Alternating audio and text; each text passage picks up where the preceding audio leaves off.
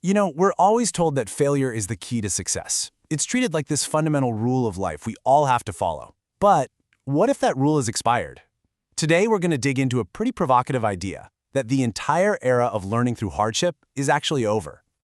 In Korea, there's this really powerful proverb that sums up the old way of thinking perfectly. It basically means hardship in youth is a treasure you should pay for.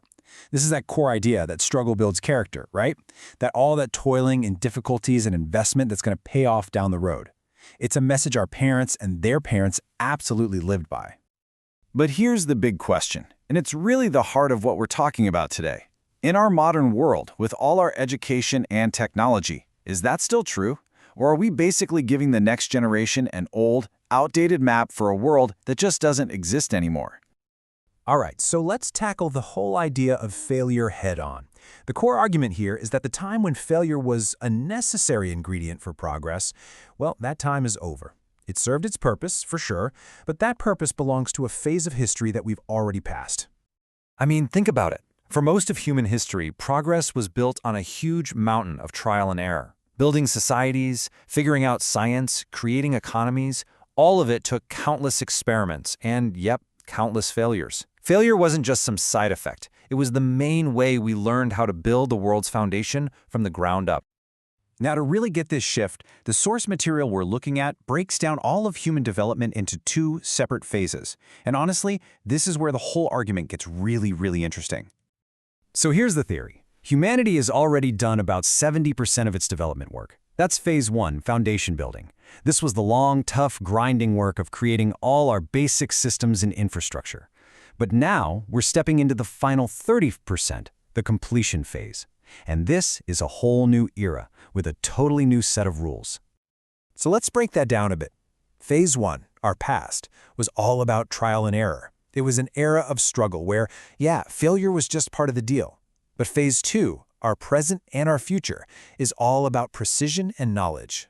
See, we're not building the foundation anymore. We're completing the entire structure.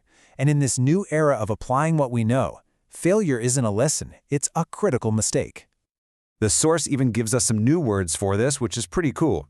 The work of phase one is called jengza, or trade. Just think of it as any kind of venture where you're just trying something out, where failure is a very real possibility. It's all about experimenting and building. But the work of phase two? That's called SIOP, or enterprise. And this is not a gamble. It's a precise, calculated move based on knowledge and principles we already have.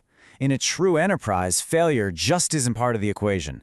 And the source argues that this is where real modern success is found.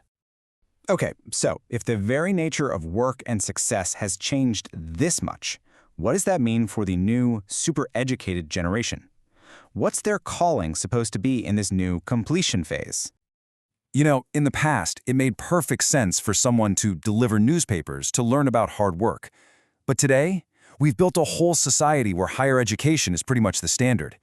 The reason we gave everyone access to all this incredible knowledge wasn't to get them ready for the struggles of phase one.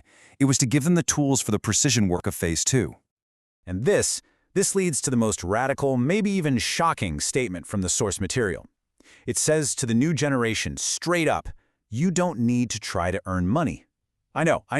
That sounds completely insane, right? How could that possibly be the message? Well, the logic actually follows from everything we've just laid out.